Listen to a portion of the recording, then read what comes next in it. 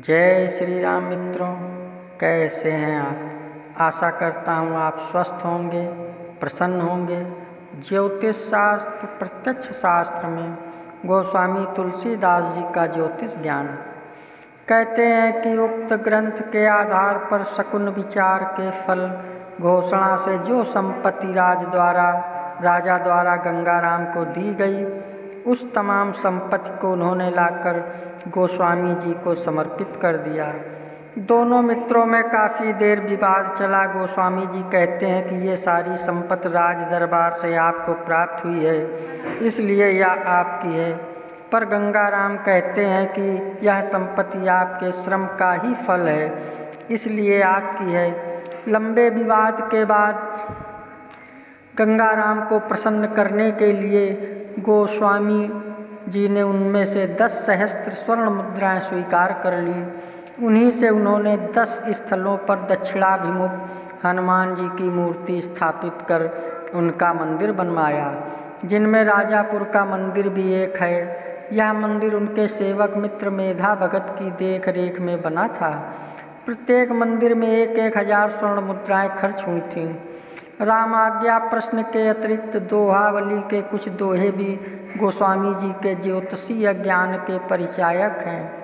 कौन कौन से नक्षत्र व्यापार प्रारंभ करने के लिए श्रेष्ठ होते हैं, उन नक्षत्रों का नाम गिनाते हुए गोस्वामी जी लिखते हैं। श्रुति गुण कर गुण पूजुग मृग है रेवती सखाऊ, देहि लेहि धन धरनि धरु गहु न जाहि काऊ।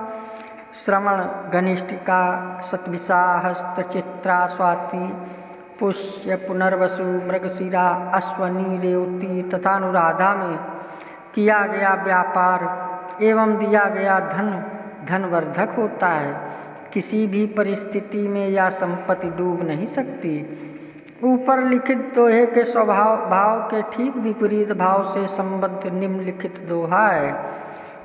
उगुन पुगुन की अजक्रम आभा आमुगुन साथ, हरो धरो गाड़ो दियो धन फिर चढ़ई नहात। यानी उत्तरा फागुनी, उत्तराषाढ़ा, उत्तरा भाद्रपद, पूर्वा फागुनी, पूर्वाषाढ़ा, पूर्वा भाद्रपद, विशाखा, रोहिणी, कृतिका, मघा, आद्रा, भरणी, अश्लेषा और मूल नक्षत्रों में चोरी गया हुआ, छिना हुआ, उधार दिया हुआ, गाड़ा हुआ अर्थात किसी प्रकार से हाथ से निकला हुआ धन कभी भी वापस नहीं आता। कौन सी तिथि किस दिन पड़ने पर हानि एवं कष्टदायी बन जाती है, इससे संबंधित एक दोहा भी दोहावली में मिलता है। रवि हर दिस गुण रस नयन मुनि प्रथमादिक बार, तिथि सब काज न सामनी होई कुजोग विचार।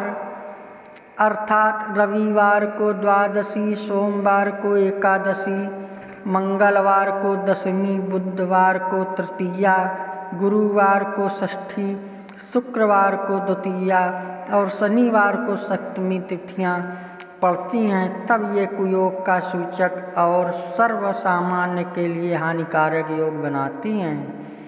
पति के जीवन में पत्नी तथा पत्नी के जीवन में पति की भूमिका के महत्व का प्रतिपादन करता हुआ दोहावली का निम्नलिखित दोहा गोस्वामी जी के ज्योतिषीय ज्ञान का परिचायक है। जन्म पत्रिका बरत कै देखऊ मनहि विचारी, दारुण बैरी नीचु के बीच विराजत नारी। जन्मांक चक्र में 12 प्रकोष्ठ ज्योतिषियों के द्वारा बनाए जाते हैं। प्रत्येक प्रकोष्ठ जातक के विशेष भाव दशा का सूचक होता है। लग्न अर्थात प्रथम स्थान जातक की दैहिक स्थिति का परिचायक है।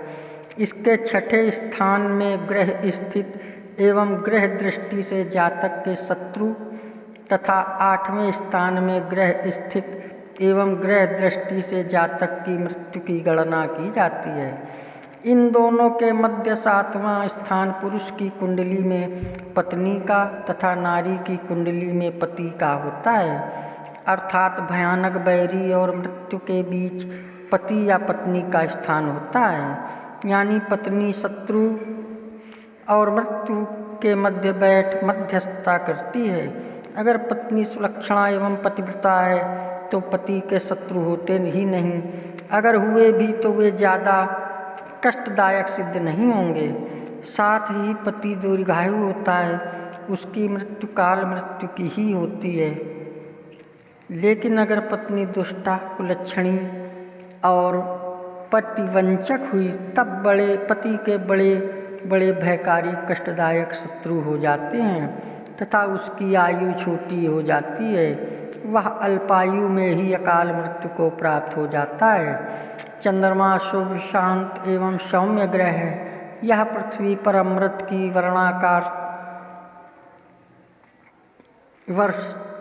वर्षा कर सबको दीर्घायु एवं आरोग्य प्रदान करता है, पर कुसंगति में आकर यह भी जातक के लिए घातक बन जाता है।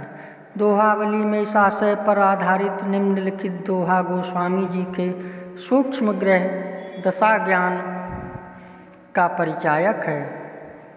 शशिसर नव दुई छादस गुण मुनि फल बसु हर भानु मेषादिक क्रम तेग नहीं घात चंद्र जी जानु।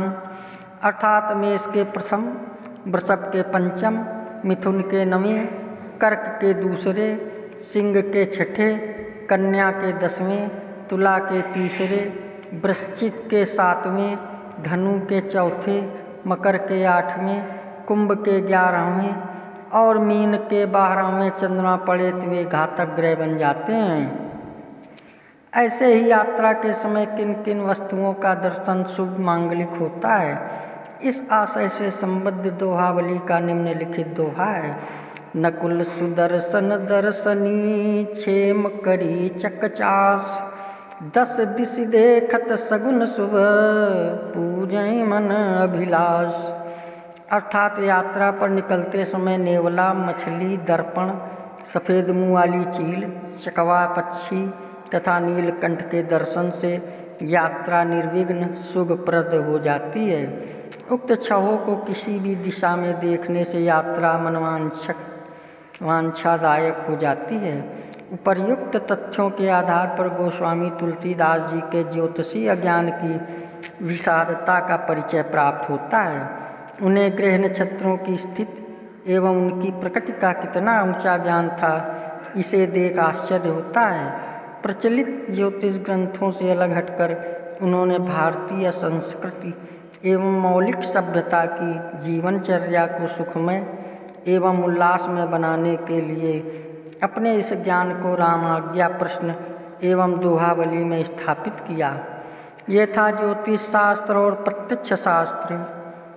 अगर मैं गोस्वामी तुलसीदास जी का ज्योतिष ज्ञान, अगर आप हमारे चैनल में नए आए हो तो सब्सक्राइब करें, लाइक करें, शेयर करें। जय श्री राम।